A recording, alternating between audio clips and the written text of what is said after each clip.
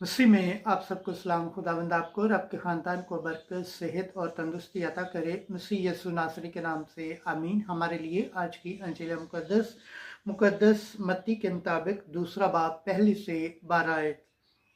हमने उसका सितारा मशरिक में देखा है, हम बादशाह को सजदा करने आए हैं। खुदा बाप, बेटे और रूह कुद्दस के नाम से आमीन। उस वक्त यहूदा के बैतलहम में जब यीशु पैदा हुआ तो देखो, मशरक के कई मजूसियों ने यरूशलेम में आकर कहा कि यहूदियों का बादशाह जो पैदा हुआ है वो कहाँ है, क्योंकि हमने मशरक में उसका सितारा देखा है और उसे सजदा करने आए हैं। जब हेरोदेस बादशाह ने यह सुना तब वो और उसके साथ तमाम यरूशलेम घबराया।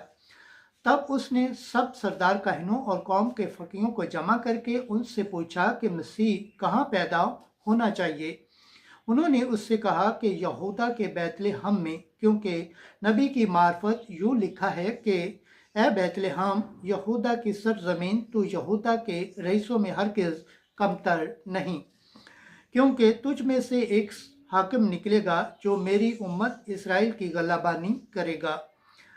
तब हेरोदेस ने मायूसियों को छुपके से बुलाकर उनसे तहकीक की कि वो सितारा कब दिखाई दिया था, और ये कहकर कि उनको बैतलहम में भेजा कि जाओ और उस बच्चे की बाबत खूब दरियाफ्त करो, और जब उसे पाओ मुझे खबर दो कि मैं भी आकर उसे सजदा करूं। वो बादशाह से ये सुनकर रवाना हुए, और देखो, वो सितारा जो उन्होंने मशरिक में देखा था उनके आगे आगे चला, यहाँ तक कि उस जगह के ऊपर आकर ठहर गया जहाँ वो बच्चा था। वो सितारे को देखकर नहायत खुश हुए और घर में दाखिल होकर उस बच्चे को उसकी माँ मरियम के साथ पाया और उसके आगे गिरकर उसे सजदा किया, और अपने डब्बे खोलकर सोना और लुबान और मुर्ग उसे नजर गुजराना, और ख्वाब में आगाही पाकर कि हेरोदेस के पास ना जाएं, वो दूसरी राह से अपने मुल्क को वापस चले गए।